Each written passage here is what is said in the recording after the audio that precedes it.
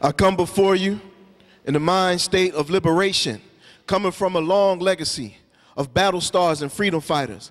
I acknowledge my duty to truth and justice as a Soul Survivors Nation representative, and I am a humble servant of my community. Elders, may I have permission to proceed? Thank you. Let's give Ancestors Roots another round of applause. Thank you for getting this ancestral energy up from within our spirits. How do Africans feel? How do Africans feel? I don't feel you right now. We're going to try that again. How do Africans feel? A lot better, a lot better. We want to again welcome you and thank you for participating in our second annual Unify or Die conference. Let's give yourself a round of applause for attending, because you could be doing anything else today, but you chose to come here with the Soul Survivors Nation for this Unify or Die conference, where we are working to make Harambe a reality, pulling together through practical work. In fact, an example of the practical work, earlier today, we had a zero murder rate movement presentation of our plan on how we will work together with the community to bring the murder rate down to zero. Thank you, thank you, thank you, thank you. Show of hands. Show of hands, how many people were there today? Okay, good. Now the rest of you, you missed it, but you will be able to see the DVD so you can study the plan and what we're talking about and determine how you will get involved. Not how you might get involved, but how you will get involved. Because the basic truth is that we all have to get involved with the solutions to the problems that we're facing today. Now, when we're talking about the murder problem, of course, we're talking about a symptom that has a root to it. It's just an effect of a greater cause. We understand that our families have been broken down, not just through slavery, but really for the last 40 or so years since this integration situation we've been involved in. Because right after slavery, our families still had a lot of strong family values intact. You understand what I'm saying? We still had most of the households headed by black men and black women. But now, as statistics say, it's about what? 70% of black households run by single black mothers? That don't sound like collective work and responsibility. But there's a reason for that. There's a reason why there's not enough black men in the home, okay? And Dr. Frances Cress Welsing, one of our elders, one of our sisters, one of our mamas, revolutionary and warriors, is going to go into what she's been going into for years. But we as Soul Survivors Nation, what we represent and what we do is the work of building a nation. But see, we are already a nation as a people. We don't really have to build a nation. We just have to come together and utilize the resources that we already have. Network, pull the resources to solve our problems. I want to ask y'all a series of questions right now, because Sister Dr. Frances Cress Welsing talks about the areas of activity that through the system of white racism, slavery, and oppression, also known as white supremacy, they attack us from. Now, war. War is one of the things. Now, let me ask any of you in the audience by the raise a hand. And if you want to keep it private, fine, but just think about it. How many people here tonight have survival skills? Meaning you can go out into nature and survive. Good, good. Please, I want to talk to all of y'all, okay? Because we actually are going to have to begin strongly working together to train each other and train other men and women throughout our communities. We need to have everyone in every household with a minimum amount of survival skills in case anything happens. We can't be just ass out like in Hurricane Katrina's situation, okay, when people were suffering, just waiting for the government to come and rescue us. That's not acceptable, all right? So how many warriors in the audience tonight? On any level. Excellent. Now, I also want to ask you this. How many people are teachers here tonight. Teachers. That's another thing that we have to do. We have to begin. Well, let me ask you this. Out of all of you that raised your hand, how many of you believe that we have to have a proper education for our children and our people today? How many of you believe that we have to control our own educational process today? How many of you are willing to work with one another to make this happen? Okay, we got a lot of hands raising, and it's just enough hands that raised today that shows and proves to me that about a year from now, the educational situation in our city should be a lot different. Would you agree? But it's going to take commitment. It's going to take resolve on our parts. We have to deal with all of these levels of life activity that we're being attacked from, the lies, the miseducation, and so forth. How many people like to eat? Excellent. I see some people didn't raise your hand. I need to talk to y'all. Maybe y'all living on light or something. You know, we can learn that. If you know some higher technology, please teach it. But how many of us understand how important health is? How many of us understand that we're being attacked through our health, through food, through water, and so forth? So let me ask now, how many healers are with us tonight? Okay, we have some hands being raised. How many of us agree that we have to work together to heal our community, to be healthy, that it's our responsibility, nobody's going to do it but us? How many of us are willing to learn, if you're not healers, to be healers? We have to get to the point where each and every household has at least one holistic health practitioner with with a mandatory minimum amount of holistic health knowledge and science, and enforces this throughout their household. And then we have to get to the point where we are training people within our communities, our own healers, to take care of ourselves, because we are in a state of emergency. And we can't think that if we continue to go on like this, that we're going to survive. We're going to have to make some serious changes. And it's urgent. It's urgent. We can't be relaxed any longer. Be at peace. But don't sit down and relax like you're watching a Sunday night football game on a regular. I'm saying relax right now, but I'm saying in everyday life, we have to understand we're at war, and we got to respond appropriately. We have to teach and train our children to respond to the situation. They're never too young to learn the truth. If they're old enough to be taught lies, then they're old enough to learn the truth from the cradle. And this is what we have to commit to. How many midwives are in the audience? Midwives? Oh, we got a lot of training to do. Because that means, okay, good. That means that everyone in here is relying on going to the hospitals when we're giving birth to babies. But don't they experiment on us in hospitals? Aren't they injecting us with all types of craziness? Aren't they trying to force vaccines on the children in order to allow them to go to school? There's a lot of things going on. So we need people to start being trained to give birth to our own babies. We have to have vision now. Some of us may want to eventually build with a community that has children that may be a part of a community that is self-sufficient, where they don't even know that them children exist. Why? Because the community is sustaining the children. But we have to now go get them a social security number, make them slaves to the system. How many of us understand about sovereignty, true sovereignty? We have to begin to teach that among our people. We have to become a sovereign people again. We have to deal with all these aspects of people activity. Any scientists here today? Inventors? Good. Well, you do everything, bro. Everybody, we got to talk. We have to begin using and developing creative solutions to our problems. Let's stop chasing behind all the technology that they bring out and say that this thing you got to have now. This little cell phone, which used to be as big as a suitcase, is now as big as your fingertip, and now we got to go and we got to change with all the technology. Understand that they enslaving us through this technology. We have to understand that our true technology, its foundation is within the black family. It's the family. That's the greatest technology that we brought to this world. And we have to get back to that and find better, more effective ways to live as a people. So we're going to bring on right now a sister who has been committed for a long, long time.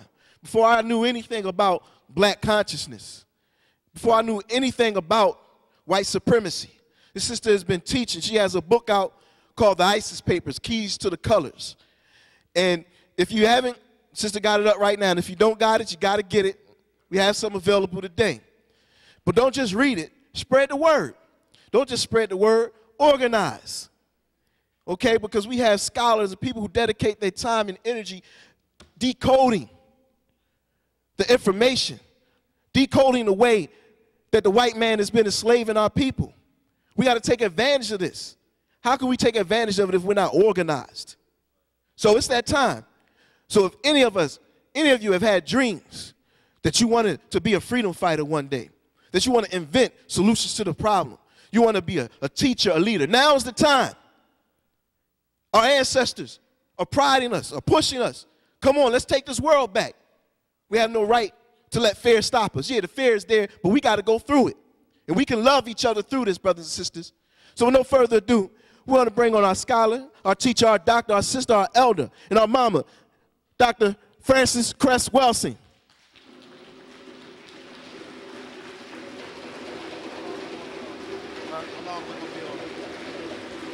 All right.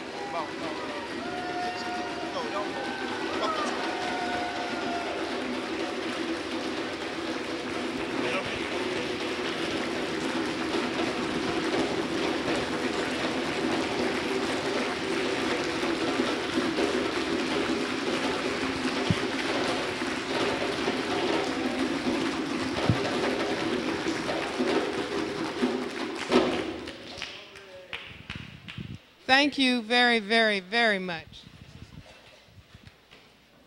Can you hear me? Okay.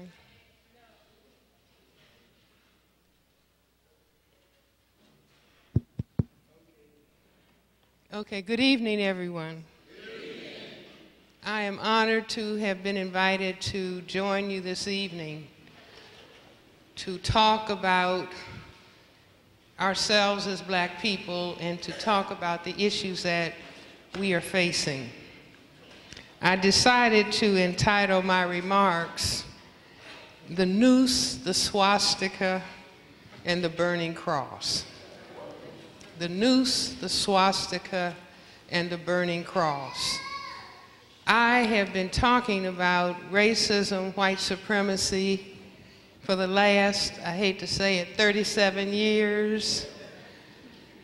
And it has been interesting to me because many people, many of my colleagues in psychiatry have said racism was a part of the past. And black people do not have to talk about racism anymore. And why is that, Dr. Frances Welsing, continuing to beat on the drum about racism, white supremacy? So even though it is an evil and an injustice to see hanging nooses, I'm glad that they are appearing, because it is an opportunity for us to get oriented. Do you see, those of us who were hoping that the problem had disappeared? Do you see, but if a problem is not solved, it continues to resurface. Do you see, so we are not only seeing Jena, Louisiana, we are also seeing nooses being hung everywhere. And we are also seeing an individual who recently won the Nobel Prize, James Watson, do you see, of great scientific fame, come out and openly state that black people are genetically inferior in terms of intelligence compared to white people. And I'm happy about that. Do you see, now when he was confronted, he said he didn't know why those words came out of his mouth. I need to invite him to my office. Because it wasn't long ago, although it's been decades ago, that I debated another Nobel Prize laureate, Dr. William Shockley, the person who won the Nobel Prize for inventing the transistor. And he was going around in the 1970s talking about black people were genetically inferior compared to white people. But I had written a paper that I presented in 1970 at the National Medical Association, because then some of my colleagues were talking about racism. And I had written a paper talking about why do people who classify themselves as white have to demean and degrade black people's genetics. And that paper was entitled The Cress Theory of Color Confrontation and Racism, White Supremacy.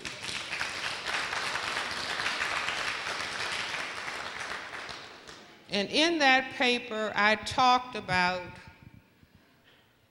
the fact that when people who classify themselves as white keep saying something is wrong with black people's genetics, see, 3 of their fingers are pointing back at themselves. And I didn't invent any genetics. I just simply thought about the things that I had been taught in their institutions and in medical school. That the inability to produce skin pigmentation is defined not by Francis Welsing, but by their own scientists as a genetic recessive trait and a genetic deficiency. A genetic deficiency, and it is albinism. A-L-B-I-N-I-S-M, albinism, meaning the cells in everybody's skin that are called melanocytes, that are charged with the production of melanin pigment, the black pigment. If you have a lot of melanin, you're crystal black. A little bit less, you look brown. A little bit less, you look red. A little bit less, you look yellow. And white is almost none at all. Now, they had defined albinism as a genetic deficiency state when they were talking about mice and rats and other forms of life. They never thought that some black person would come along and say, if the majority of the people on the planet have pigmented skins, then as far as human beings are concerned, white skin is albinism. Do you follow what I'm saying? See, in other words, they were busy saying something is wrong with you, when in reality there was something wrong with them. And I explained that this is the reason that they suntan. You see, trying to create color.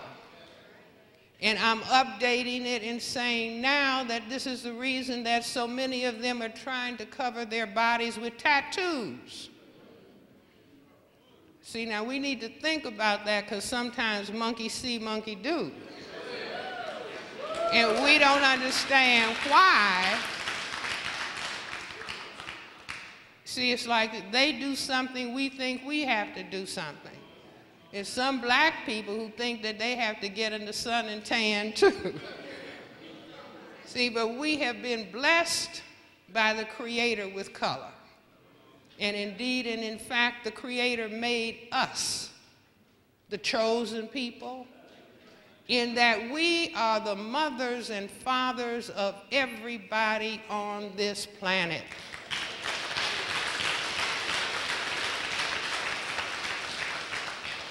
You see, and as the original people, we were crystal black people. The color that we have been taught to hate under racism, white supremacy. Do you see? But this not only explained the sun tanning and maybe now the tattooing, but I said this is the core of racism. And this is why racism contains within it, it's dynamic, the need to destroy black people in general, but black men in particular. You see, and we are seeing that with the high level of incarceration of black men, with the dropping out of school, and the high levels of unemployment. And that goes back to the fact that black men are perceived as the persons who can cause white genetic annihilation. Now, as a female, women, we have ovaries, and in our ovaries we have the genetic material. But women cannot impose and force sexual intercourse. Shall I say that again? See, females, we can try to entice and influence. But if a female, if I reached in my purse and pulled out an Uzi, and I started to threaten a man and say, I don't care if your wife is here, you are going to have sexual intercourse, and I frightened him, he wouldn't be able to. See, because the erection disappears in the presence of fear. So women cannot impose sexual intercourse. And so the white collective, from the time that Christopher Columbus came out of Spain in his little boats and started the white people circumnavigating the globe, they began to realize, wait a minute, all these other people on the planet are people of color. And the men, just like the fondling fathers. Did you hear the term? See, black people, we don't need to say founding fathers. We need to talk about the fondling fathers, the Thomas Jeffersons, the George Washingtons, and all of those slaveholders who were raping and taking sexual advantage of black women. They found out that by sexually relating, their white color would disappear. And they began to understand, wait a minute, when they realized that they were just a tiny, tiny minority population on the planet. And see, we're still busy calling ourselves minorities. But guess what, ladies and gentlemen? They are the minority on the planet, but they know the value of saying repeatedly to other people that they are the minorities because it makes them feel weak and it makes them feel vulnerable. So we really need to start talking about the global white minority. The global white minority. The global white minority. See, and the global white minority realized that for them to genetically survive on planet Earth, they have to have control over all of the non-white people. And because black people have the greatest genetic potential to cause white genetic annihilation, the heaviest pressure has to be on us as a people, as a total people, and as black men in particular. And so therefore, we learned, many of us learned before we learned how to read or write. If you are black, get back. If you are brown, stick around. If you are yellow, you're mellow, and if you're white, you're all right. They were just color coding what they needed to do for white genetic survival. And that is continuing on the planet today. So I maintain that we need to update our understanding and understand the noose, like they're trying to tell us, is just a joke, and that it doesn't mean anything. I would suggest that for every person who hasn't already read the book Without Sanctuary, it's a pictorial essay of all the lynchings and castrations of black men and burning of black men as white people stood around and cheered, and in some cases taking home body parts. We need to look at that and study that, and I say don't waste any energy hating white people. That's not taking us anywhere. It's like if we sat down at a chessboard to play chess at a tournament. You don't beat your opponent by hating your opponent. You have to take all of your energy and understand exactly the moves that the opponent is going to make and make certain that you know how to counter those moves. Now, this is not a mystery to black people. Black people are expert playing basketball, playing football, playing baseball. All of these are psyching your opponent. What moves is the opponent going to make? And you make counter moves that can checkmate the opponent and move on to victory. So we need to understand and master, instead of trying to ignore racism and pretend that it doesn't exist or that it went away some time ago. No, racism is alive and well. Racism is a total global system that, as Neely Fuller outlined in his textbook for victims of racism, textbook for victims of white supremacy, racism operates in economics, education, entertainment, labor, law, politics, religion, sex, and war. Now, I'm adding to that health, because people are busy right now talking about healthcare disparities. But there are disparities in all of those areas of activity. There are disparities in economics and disparities in education, entertainment, labor, law, politics, religion, sex, and war, and health. And I say disparities in entertainment. Why? When only certain kinds of images can be shown of black people, where negative and demeaning and degrading and buffoon-like images are portrayed of black people, that is helping to maintain the system of racism, white supremacy. Or in entertainment, when the system of racism says, I know people like Public Enemy, they started out with giving a political message. But when they put that political message on a beat,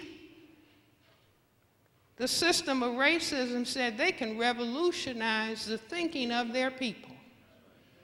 So no, we have to pay them large sums of money and make some of them millionaires. But the price they will have to pay is calling themselves dogs and calling themselves gangsters and thugs and calling women bitches and hoes and bow wows, because they understand if you can get a people to demean and to degrade themselves, then you have beaten them. You have beaten them and you have defeated them.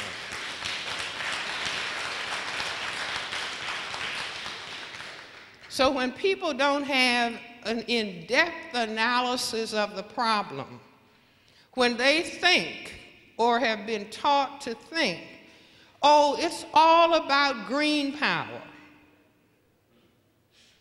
It's just about money. A young woman told me she would eat feces if they paid her enough money. So it's not just about money. It's a total system, and the total system is about white genetic survival by any means necessary.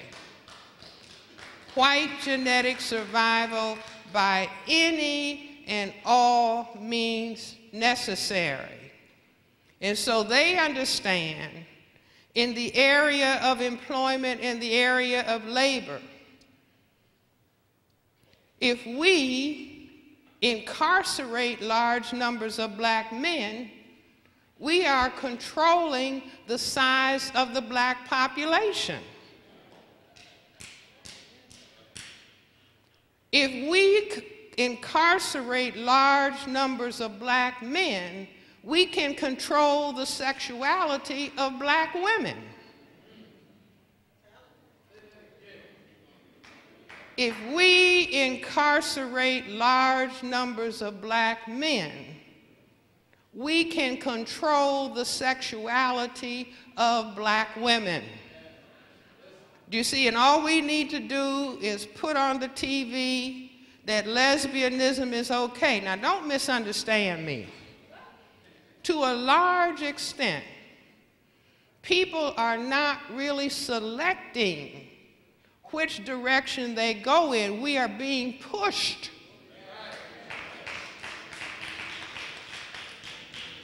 Some of my colleagues in medicine have even been looking at why do we seem to have an epidemic in homosexuality.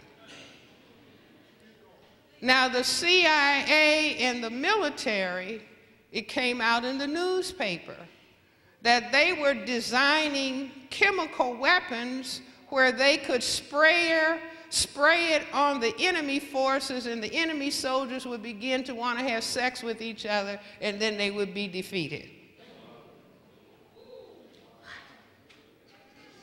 Now, if somebody is thinking to create such a chemical or chemicals, I say perhaps they have already deployed it.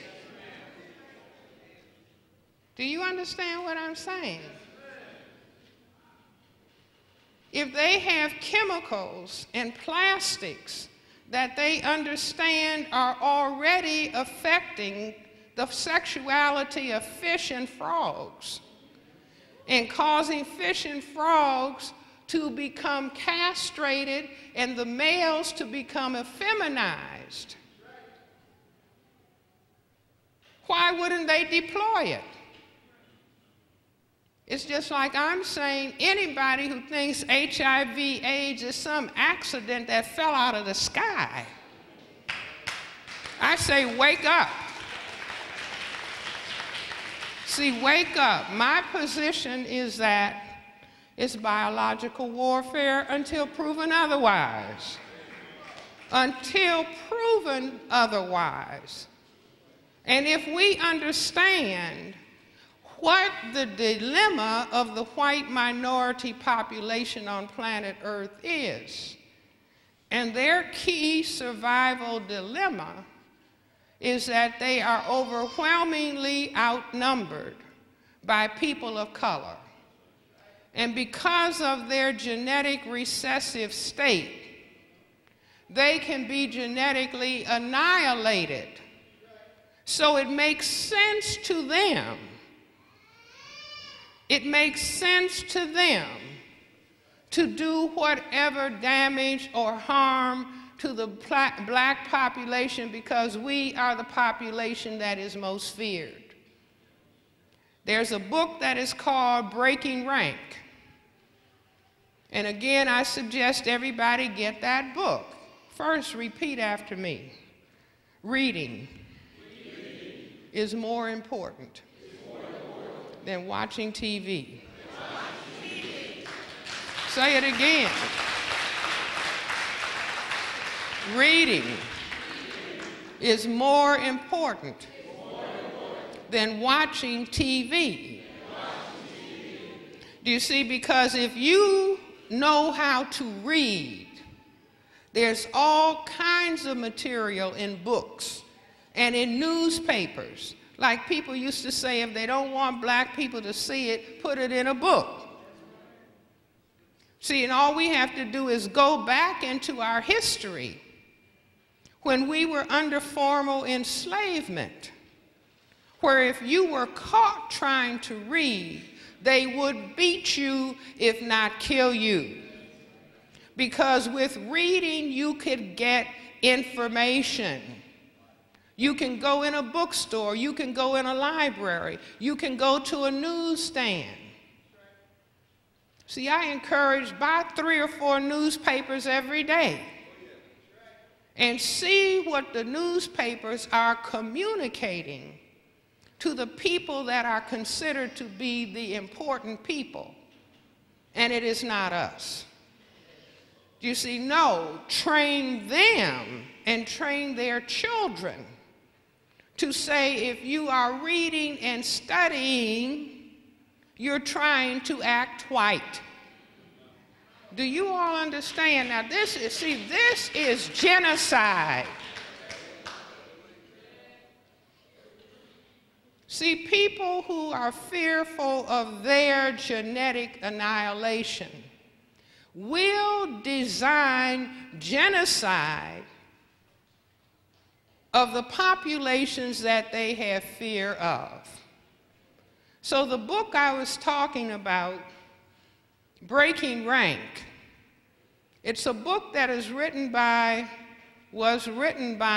a white retired police officer from California.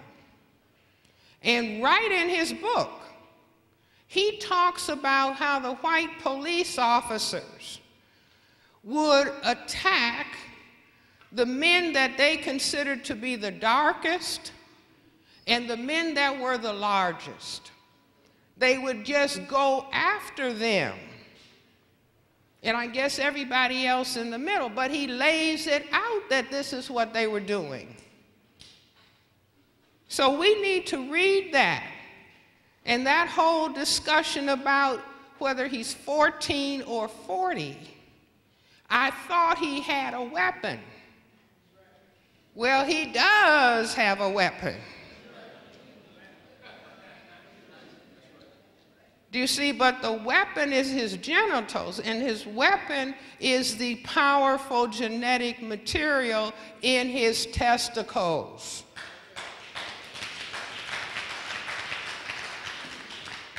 Now, some people don't want to think about this. I was at an art gallery earlier today, and a gentleman who's a teacher at a junior high school was telling me about an African proverb that says, if you can't face the disease, if you can't talk about the disease, it's impossible to have a cure. The disease is racism, white supremacy. Do you see? And if we can't talk about it, and if we can't think about it, and if we cannot strategize against it, we'll just always be on our knees crying and complaining and begging. And in my own mind, I can see the Creator, black. See, just like now the scientists, they've gone beyond black holes as the most powerful thing in the universe. And they're talking about black energy that is holding the whole cosmos together. See, it's very interesting when they come up and talk about something powerful, the color black comes to their mind. See, even though they can't see the energy, they've called it black. It's just like when they talk about justice, they don't put white robes on the people. Has anybody walked in a court and seen the judge sitting up in a white robe? No. They put a black robe on the person, meaning that black people have the greatest understanding to know about justice. You see, if you are educated, now some of the graduation gowns are blue and red, but they used to be all black. And if we go back in our history and understand the very first universities on the planet were on the continent of Africa. Black people's universities, Timbuktu, Mali, and the Europeans designed their universities based on what they learned from Africa. And so they just slipped up and started putting black gowns on themselves after they destroyed what was in Africa. You see, but we have to decide. See, if I could wave a magic wand, black people would put singing and dancing aside. We've already proven that we're the best and that we have mastered that. So we don't need any more shake booty. We really don't need any more singing. What we need is calm and quiet thinking and analysis. See, this is very important, and don't misunderstand me. I'm baptized Baptist, Christian, Methodist.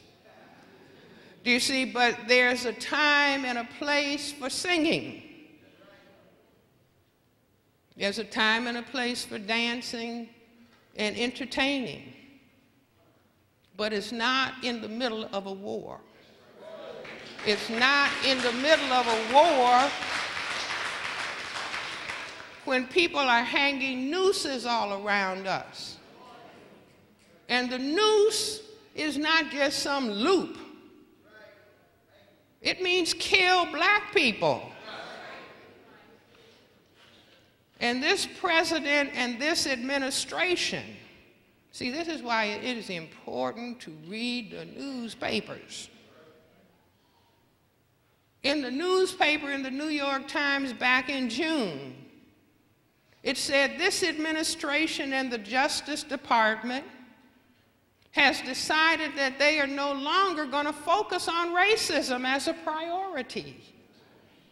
They are just going to focus on religious discrimination, and that the various states could take care of racism the way they wanted. So Louisiana stepped up. Do you understand? If there is no federal protection, which is what black people fought for decades, and they decide, no, we're going to set that aside. Well, that just said, do to black people what you want to do to black people. We're not going to bother you. So the nooses showed up not only on jobs, not only in Jena, Louisiana, but on university and college campuses, on the door of a black female college professor at Columbia Teachers College in New York City. Do you see? But they're hanging everywhere. See, and I say that it's so important for us to think and analyze and think, because they kind of gave us a 1-2 punch. They had people thinking it doesn't matter to call yourselves niggers. Oh, that's okay. Those are terms of endearment. And then let that music go into, because white young people were buying more of it than black people ever could. And so by the time we had exhausted ourselves with calling ourselves niggers and dogs, then they started hanging nooses, having trained us to demean and to degrade ourselves as though we had no value. And then they said, right, and we agree you have no value. So we're going to give the sign that it's okay to kill you.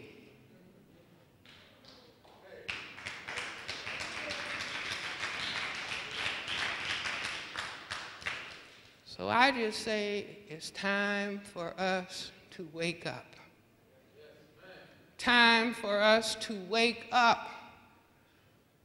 Time for us to everybody get a PhD in black self-respect, black dignity, black self-respect. See, because I believe that that's more powerful than a nuclear weapon.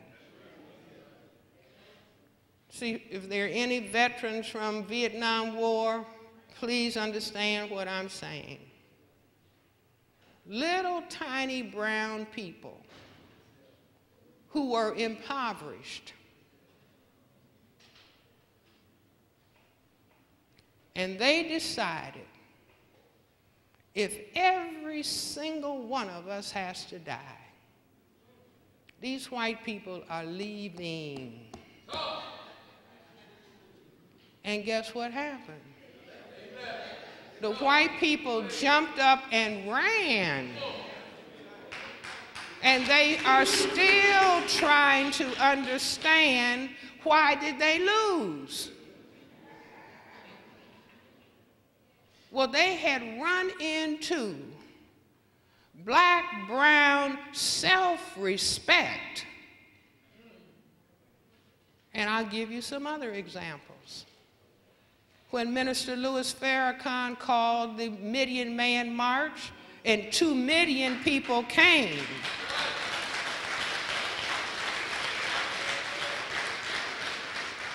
And stood in the most powerful country in the world. All of those powerful people ran away.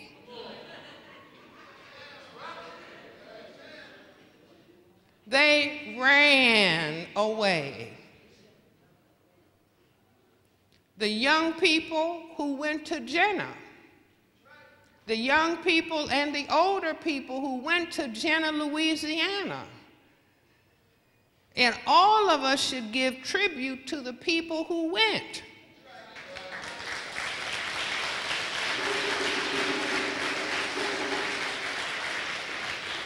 The behavior was impeccable. The behavior was impeccable. And we need to look at those examples. Those people, the white people, ran out of Jena. See, and I'm saying we need to follow it up with some more disciplined behavior. And what I'm suggesting, if they don't fix this situation in Jena by the end of October, is going to be no turkeys that are bought. No Christmas trees.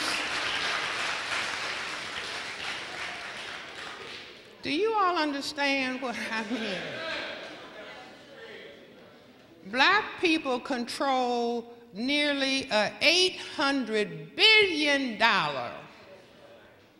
contribution to the economy. Do you see now, if I'm a bitch, and if I'm a whore, or you're a gangster and a thug, and somebody's a dog and a bow wow, the brain computer doesn't register self-respect. And I'm sure they thought that they had so effectively programmed us that they could do anything they want to us and we would just continue to shake booty and dance along as though nothing had happened. I do know one thing. The end of the year is the most important purchasing season in the entire year. Everybody is supposed to go crazy, buying. You know, every year, my father was a physician in Chicago, and I grew up, have two sisters, and we grew up. Every Christmas, my father would send Christmas cards to all of his patients. And we would be licking the envelopes and putting the stamps on, etc. And when I started my practice, I started sending Christmas cards every year, or Kwanzaa, whatever. I'm breaking. Not buying any cars.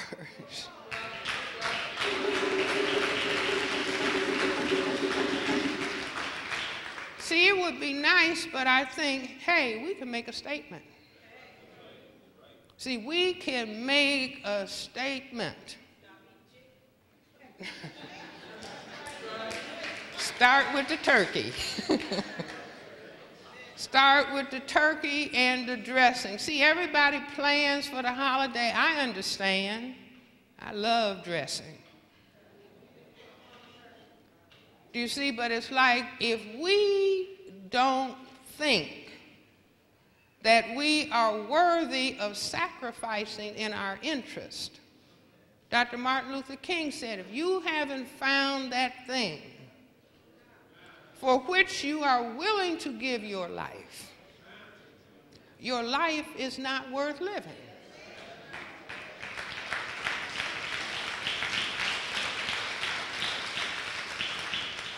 See, and this is kind of just like a start. It's like first things. No, black people are beginning to understand the local, national, global system of racism, white supremacy, whether consciously or subconsciously determined, that determines all patterns of perception, logic, thought, speech, action, and emotional response for the ultimate purpose of white genetic survival and to prevent white genetic annihilation. I've been waiting for 30 years for somebody to come up with a better definition. If they can, I'll throw mine out, but I haven't seen it. I haven't seen anybody's analysis that can explain all the ball games, explain why white people go ape over eating chocolate, and all the things that they enjoy drinking, like coffee, dark, tea, dark, Coca-Cola, dark, chocolate, dark, subconsciously hoping that they can pour enough in and maybe they would get the color that counts. Do you see? Now, one of the things they did to us by teaching us that our color was ugly. And so as long as we were moving around thinking our color was ugly and that their color was absence of color was what counted, then they could just strut around us and make us feel negative about ourselves and inferior. You just try holding your head up in liking black. See, now what do they put on when they want to look most sophisticated?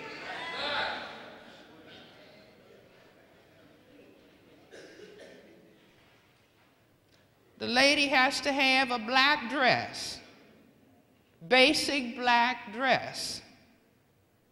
And when the man is highly dressed, he has to have on black tie and tails, long black thing hanging down behind him.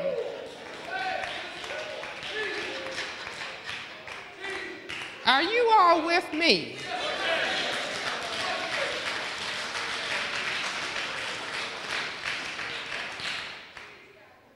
See, they are really wishing they were us. but they taught us to hate ourselves. So I say to you, everybody needs to get the picture of the blackest person, and I don't mean ugly, and put it in the center of their house. So every time they move down the hall or into another room, they're looking at Black is Beautiful. To deprogram.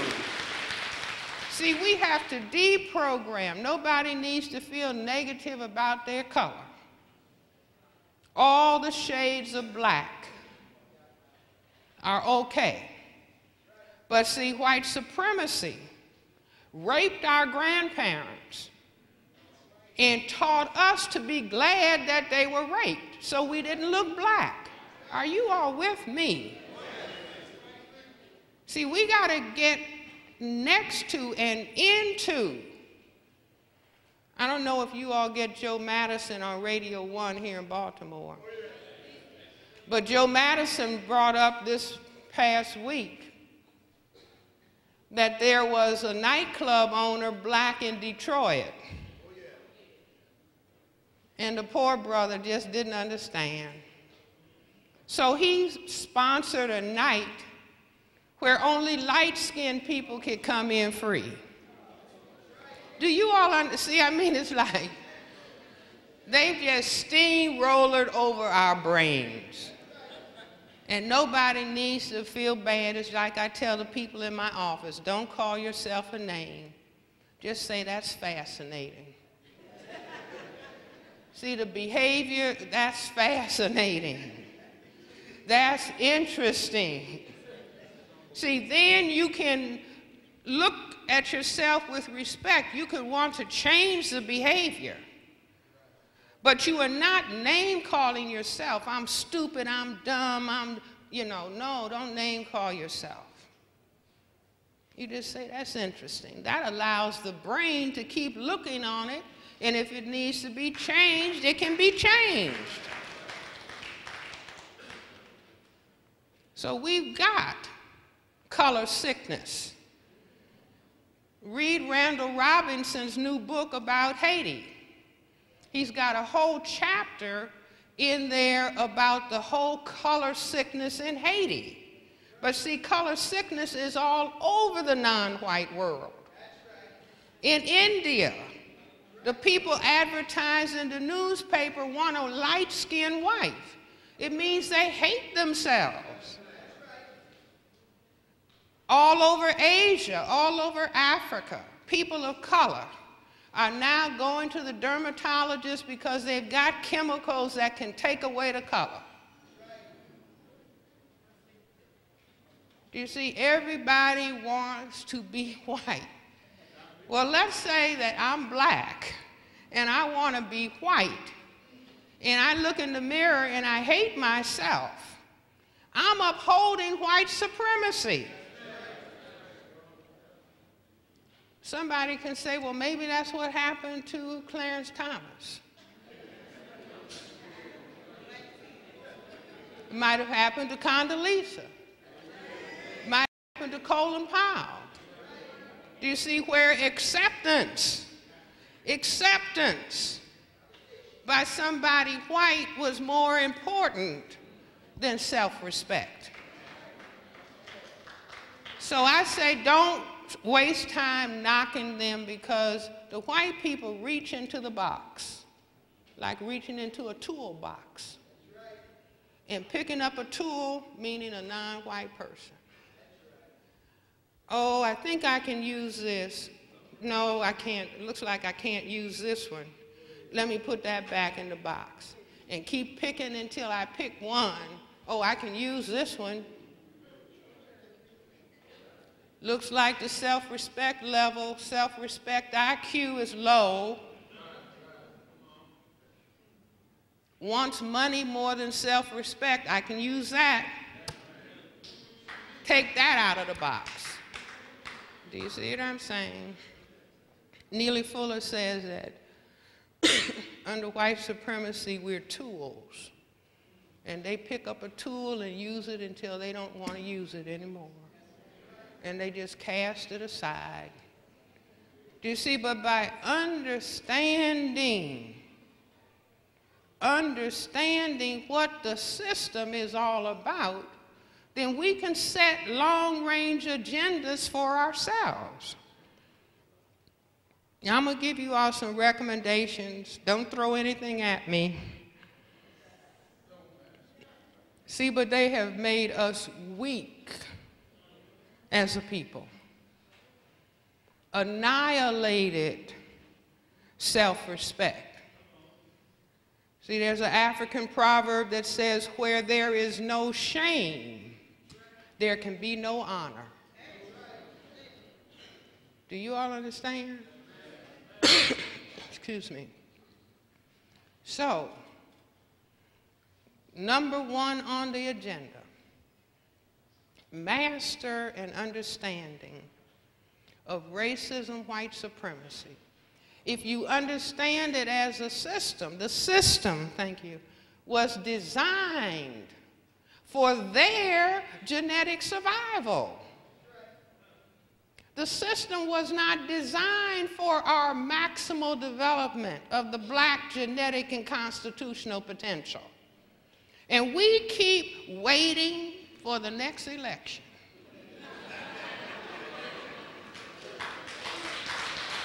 Thinking that somebody is going to come in and take care of us. Do you all understand? That's not what the system is about. See, just like we thought when we were formerly enslaved, that just take off the chains and we're sure everything is going to be okay. From all that suffering that our ancestors endured. And they took off the chains, and the next thing we knew, they had put some laws in place to do what the chains did. And so we fought, struggled in the 60s, changed the laws. And we look up 50 years later, and we're back at point start. Now, what that tells us is that we're not dealing with just laws. We're not dealing with just chains.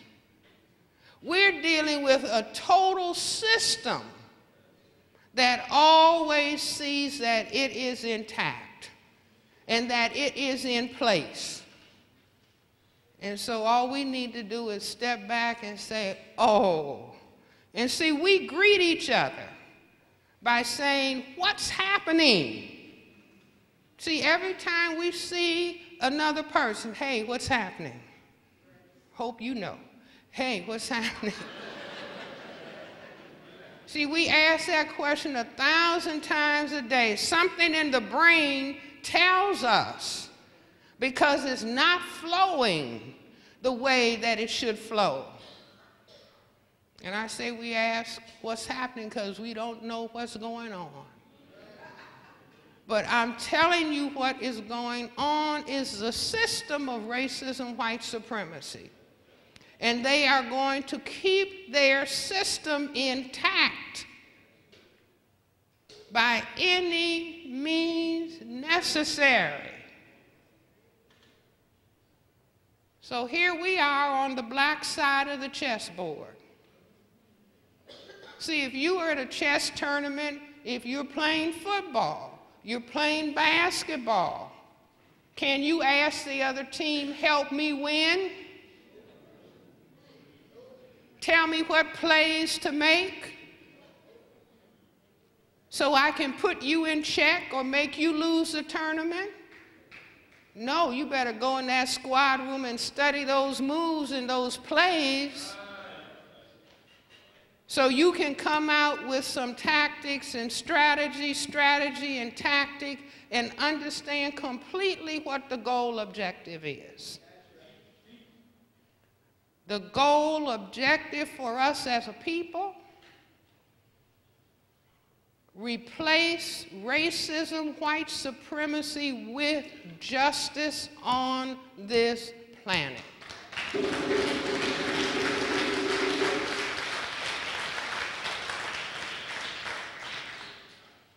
And see, just like in the 60s, when Stokely Carmichael said black power, the white reporters would come say, what do you all mean when you say black power?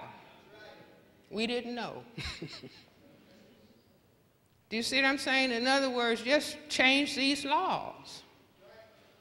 We didn't understand then. It was a bigger system that we were dealing with. It's just like some people went to Jenna and said, it's an event, now what do we do? If we understood that was a move, that was an activity, but the long-range goal is to replace the system of racism, white supremacy, with a system of justice on this planet.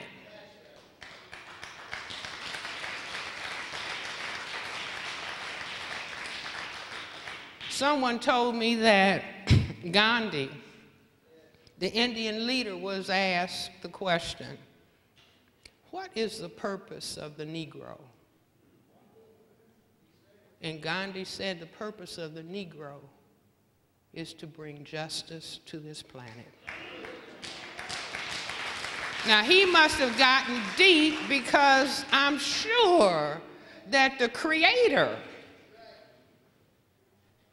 when the Creator made us, the first people, the mothers and fathers of everybody on the planet, that the role of the parent is what? To straighten up the house. Straightening up the house, meaning the planet Earth house, is to see that justice prevails on this planet. And we need to see ourselves as the instrument, just like when you go in that courtroom and you see the judge in the black robe. He's supposed to be, or she's supposed to be, delivering justice. Many times they're confused because they have to bow to the system of racism, white supremacy. But as individual black people, every black person is a leader. Every black person has to know what he or she is supposed to do on this planet, in this war, in bringing about justice on this planet.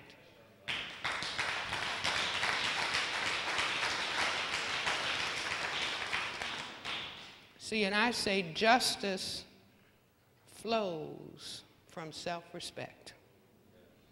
It flows from self-respect. It's not something that somebody gives to somebody else. It flows from self-respect. So we have some serious work, everybody. We got some serious work, and we have to break programming and previous training. What do I mean? If each one of us is to be a leader in this war, counter-war, war is being waged against us, terrorism is being waged against us. See, when you have 50% of the men in a community unemployed, that's terrorism. And when you bring drugs and guns in and say, now you can deal with this, this is going to be your job, and they have it all set up. Yeah, this is your job until I arrest you and put you in prison and have you working for slave labor.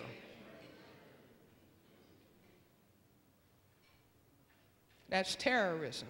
Racism, white supremacy is the highest form of terrorism ever conceived on this planet.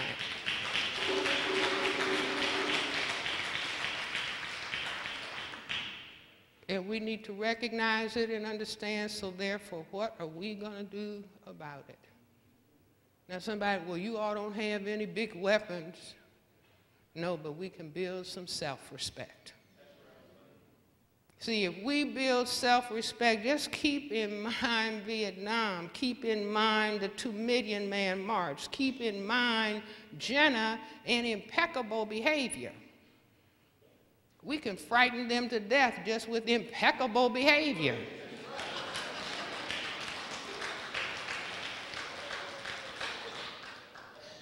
See, if we're not clowning and cursing and name-calling each other, and we're moving around with some quiet dignity,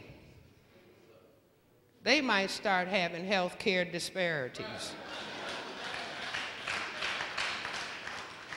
See, they will be wondering what's happening. I see a young black man on his job. The white people say, "How come your shoes are polished every day? Why do you wear a tie? How come you don't dress down on Friday?" Meaning, I want to see you looking demeaned. Do you all understand? Have your pants hanging down. I just paid a black artist today. I may starve, but I paid this black man $2,000 for a painting of a young black man with his pants hanging down and all the other young peers around him holding boxes of tennis shoes or sneakers. A profound painting. I wanted to go all around so people can see it. These young people worshiping sneakers. He said he was teaching school in Milwaukee, I believe, and a young man came to school and he had bags over his feet. And he was shuffling like this. And he said, "Son, why do you have the bags over your feet?" He said, "Because I don't want anybody to touch my new sneakers." And later in the day, he said the young man was in the hallway opening up the bags so that the other young people can look in.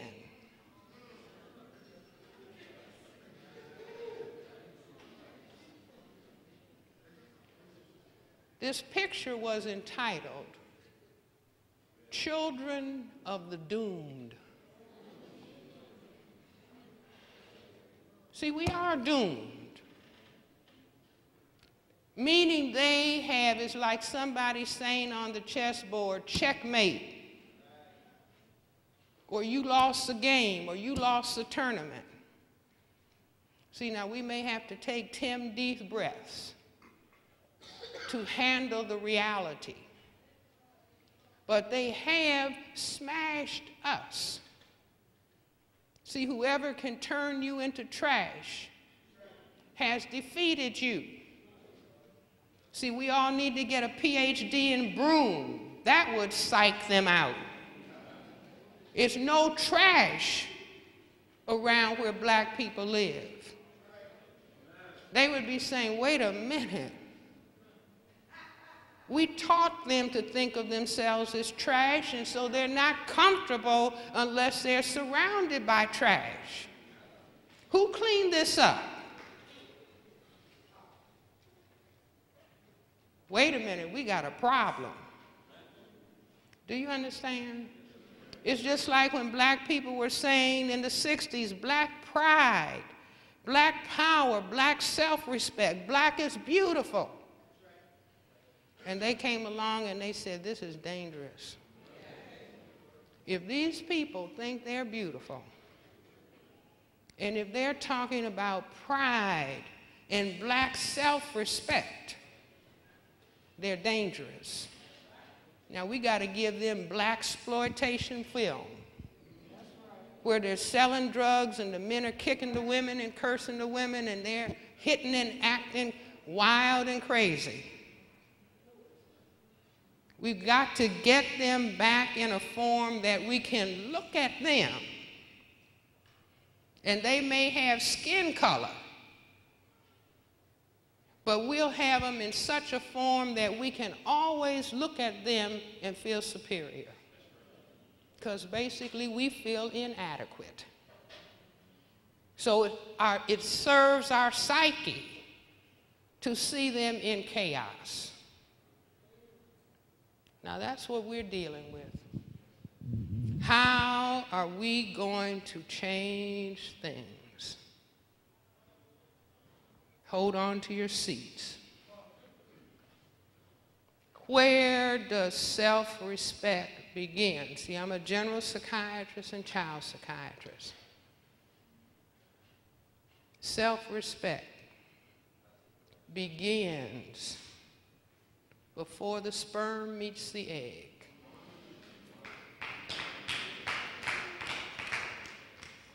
Repeat after me. Self-respect begins. Self-respect begins before the sperm meets the egg. Before the sperm meets the egg. Okay. Now, you know how people used to call somebody, or they were demeaning somebody, and they would say bird brain? You know, bird has a little tiny brain.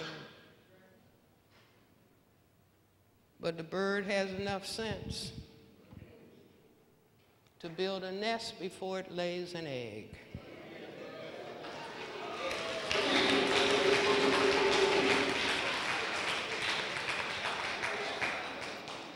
See, now don't anybody feel bad. See, we didn't understand what was going on until we really get it in our brain computers. We are dealing with a total local, national, global system. And to the extent that it is about white genetic survival by any means necessary, it means that it is about our destruction, which is what all these nooses hanging up mean. So no, we were brought to this country, enslaved African people, to breed people that the slave masters could further demean and degrade. Breed, studying and breeding. Now don't misunderstand me. Sex is magnificent. So what? See, nobody jumps out of a foxhole and starts talking about they got to get some. Do you all understand? Yes, ma'am. See, because not having discipline, when they went in their laboratories to design HIV/AIDS, as a matter of fact, one of the former secretaries of agriculture, maybe some of you are too young to remember, Butts was his name, Earl Butts. He said all black people want, he said this in public, all black people want is tight pussy, loose shoes, and a warm place to piss, pardon the language. I mean, that's no different than Bill O'Reilly going to Sylvia's and saying, well, the people weren't hanging from the chandeliers. Or Imus in his remarks. No, this is the way they discuss us because this is who they need us to be.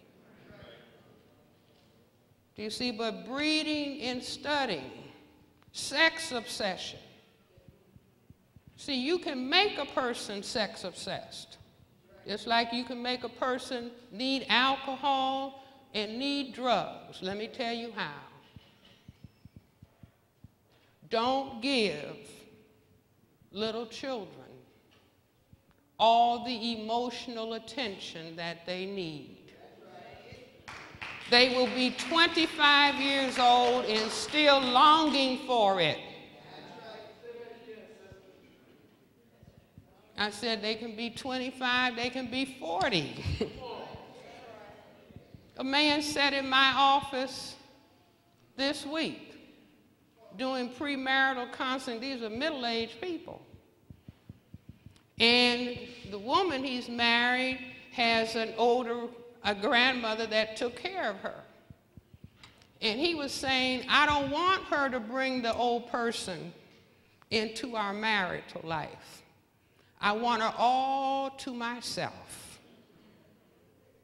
Do you see? And so very kindly, because I understood what that meant, and I said, you know, like, what do you think happened in childhood? You see, I want her all to myself. I mean, we could get witnesses. Sometimes men find themselves being jealous when a baby is nursing on the breast. He's not a dog. He just didn't get his lap time.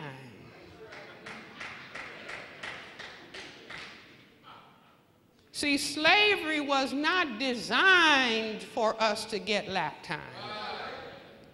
It wasn't designed for us to have family life.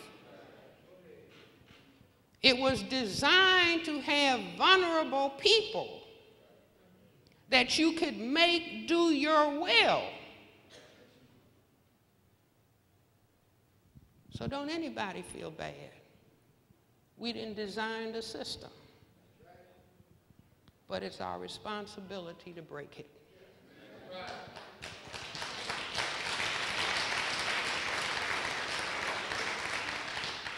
See, so if I could wave a magic wand, don't anybody throw anything at me. See, I would say no sex until 30 and 35.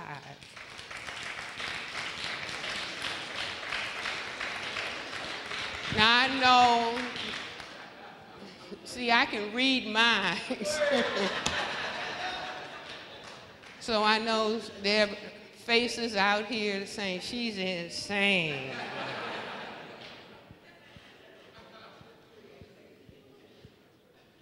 See, but we may be talking about different things. I'm talking about winning a war. I'm not talking about comfort. I'm not talking about having fun. I'm talking about building soldiers.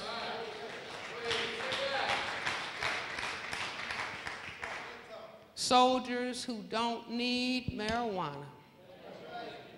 Soldiers who don't need alcohol. Male and female soldiers. Soldiers who can withstand until the job is done. So that means that little children have to get their nurturance. And they won't get it if somebody is 15 and 16 and feeling overwhelmed playing baby mama, and baby daddy is not on the scene because he's overwhelmed. Do you all understand? I didn't say anything about bad people, stupid people. No. Sex obsessed because dependency needs were not met. Dependency deprivation. And so it's not just what the individual wants to do. We are fighting a war.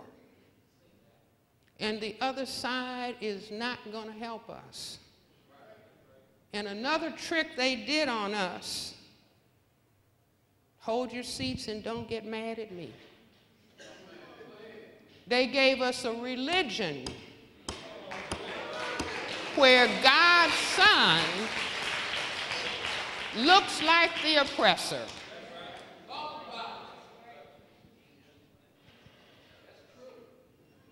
So we spend our time, I told you all, I'm baptized Baptist, christened Methodist, grandfather chairman of the deacon and trustee board at Olivet Baptist Church for 40 years. In Sunday school every Sunday. But I came through that experience wondering, well, what's still wrong? Do you see, and when the slave master and the oppressor are the people who control white supremacy, said we will have them worshiping our image. The image of God in their minds is white. See, once I understood this, I realized when I was, 3 or 4 years old, we had a pantry, and on the first big shelf in the pantry was a Quaker Oats box. Quaker? And so I've been to Sunday school every Sunday from the time you could move on your own.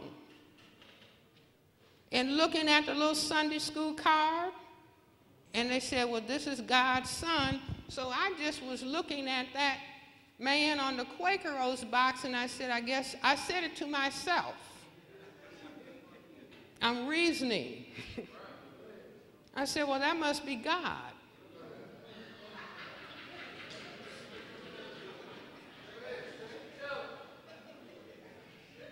I mean, that's what I concluded, because then, your grandmother, your mother, they would fix you some oatmeal and then have you say, thank God for it.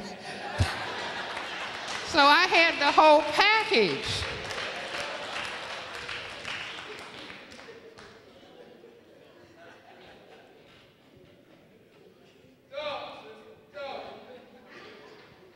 See, and then I started thinking about some of the songs. Oh, precious, once you realize that Jesus was a black man. If he was over there in Palestine, he wasn't white. Billy Graham said he wasn't white. If you need some support.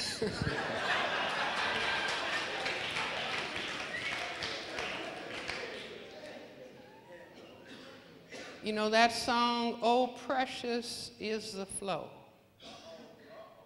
that keeps me white as snow. No other fount I know, nothing but the blood of the colored man. Think about that. His blood has to be flowing as it is in the streets of Baltimore and Washington and Chicago and Philadelphia, wherever they say the murder rate is through the roof. He has to be dead for there to be assurance of white genetic survival. Do you all understand? I'm saying all of this so that we really understand what we are dealing with. See, again, let me go back to my magic wand. 30 and 35. Married. No more than 2, no closer together than 3 years apart. So that everybody gets sufficient lap time. So by the time they get to school, instead of saying, teacher, I can't.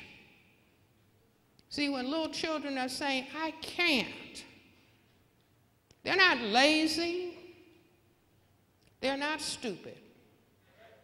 They didn't get the security that they needed to feel that they can take those learning steps on their own. Do you all understand me? See, and I say the pants hanging down, I'm going to give it to you all real heavy. The pants hanging down is an invitation for a homosexual act.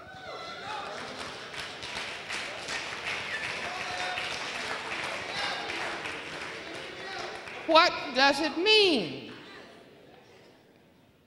It means I want my daddy. Do you all understand? See, the gastrointestinal tract starts at the mouth and ends in the anus. In the hospital, as physicians, if people can't take medication, what the body needs by mouth, per os, it is administered in the rectum. So if the brain is thinking, I feel the need of masculine substance, the brain will go to penis in the mouth or penis in the anus. Because manliness has been extracted from the community. Now, men, don't take offense, please. I'm talking about what the war has done. See, why else?